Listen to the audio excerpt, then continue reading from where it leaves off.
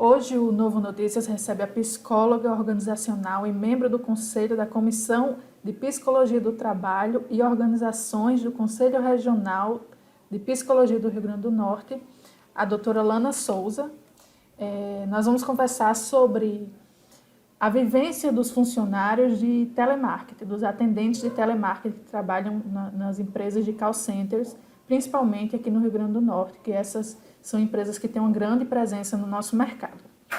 Doutora, eu queria começar perguntando para a senhora, porque nós é de conhecimento geral as histórias de abuso moral, pressão psicológica e às vezes até mesmo o assédio sexual dentro dessas empresas.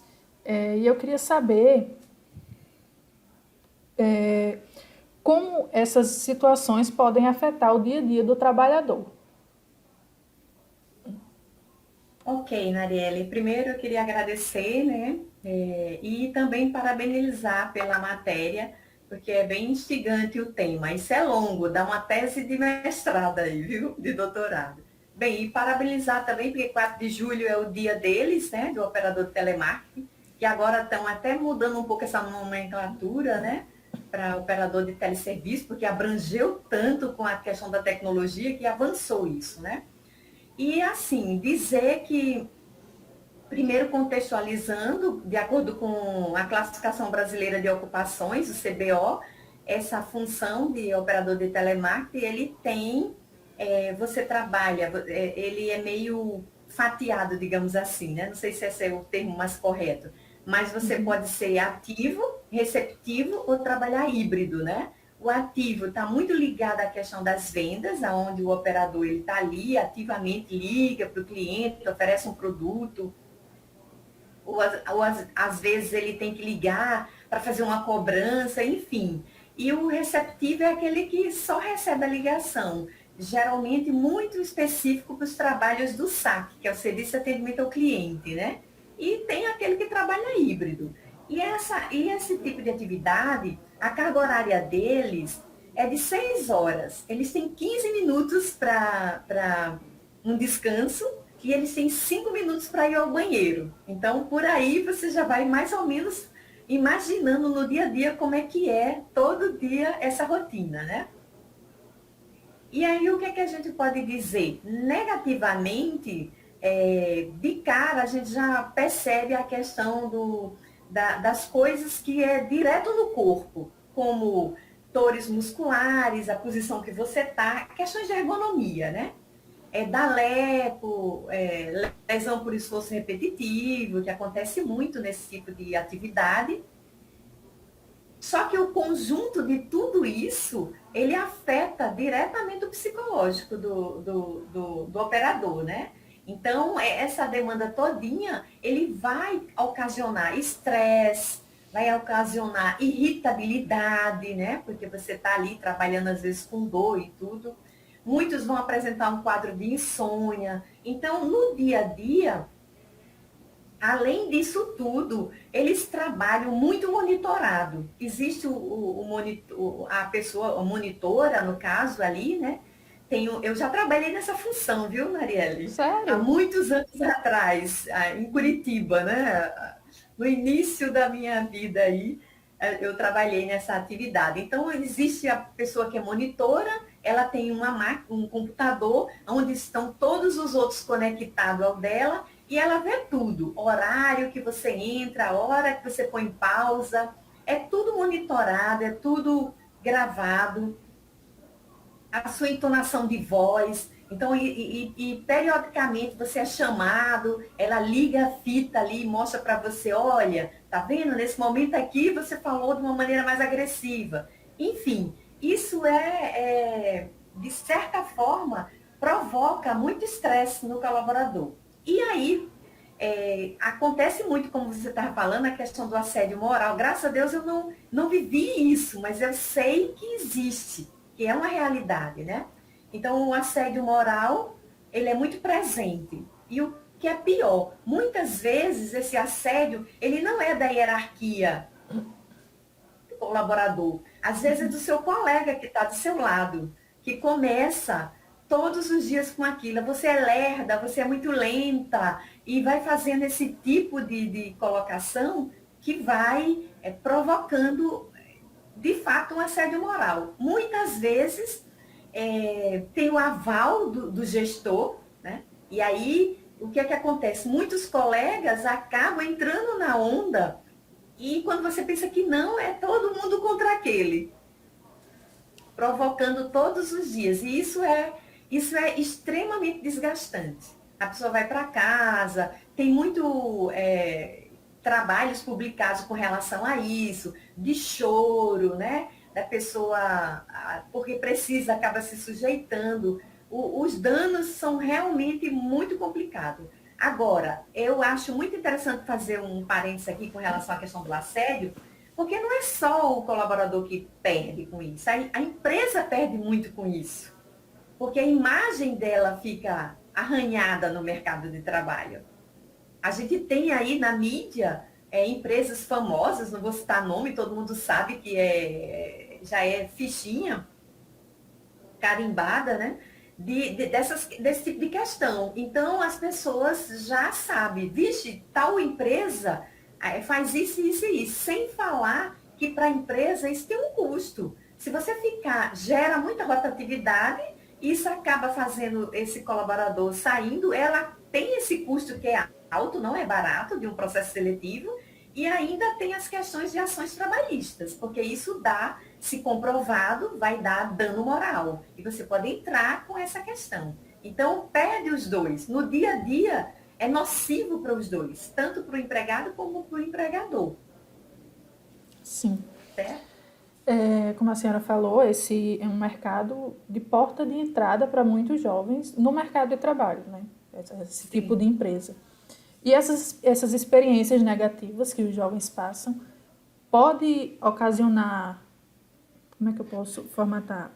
Podem afetar trabalhos futuros, por exemplo, a senhora disse que já trabalhou, numa hipótese, a senhora trabalhou, sofreu algum tipo dessa situação, seguiu para o próximo emprego, essas questões que a senhora sofreu nesse primeiro trabalho, pode afetar mais na frente?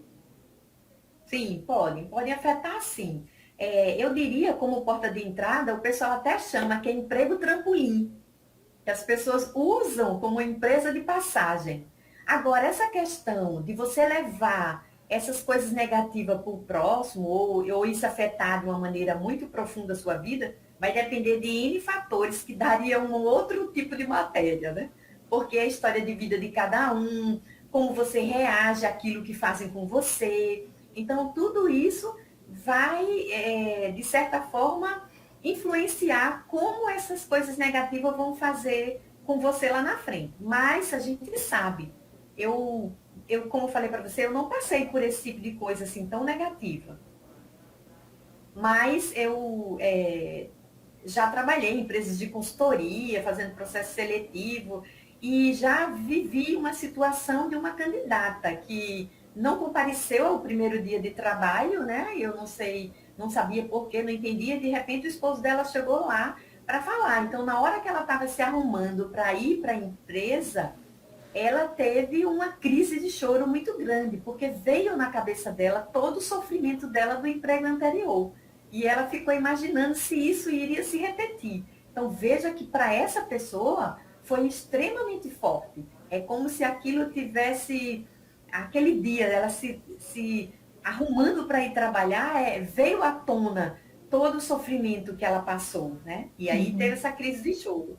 Foi uma experiência muito desagradável. Era uma excelente candidata, mas acabou que aí o próprio empregador já ficou, não quis entender por ela ter faltado o primeiro dia. Mas isso sim provoca danos muito severos, e principalmente porque a gente está falando aí que essa faixa etária ela é muito jovem, a maioria. Pelos estudos mostram que o pessoal que trabalha como operador de telemarketing são pessoas início de carreira mesmo. Por quê? Porque muitas vezes eles estudam e querem ter o dinheiro deles. E como é meio período, esse período de 6 horas, então isso acaba fazendo com que ele ajude isso como forma de entrar dinheiro para o orçamento dele e tudo, né? Acontece também de pessoas ter mais de um emprego, né? E aí também usar como uma outra fonte de renda.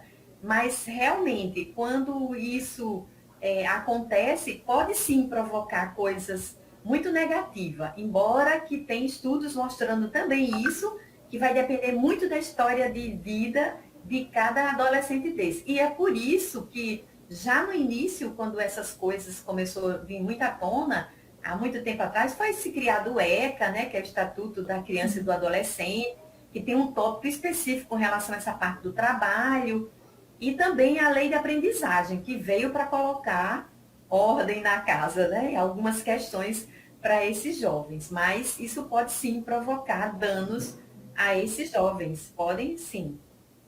Infelizmente.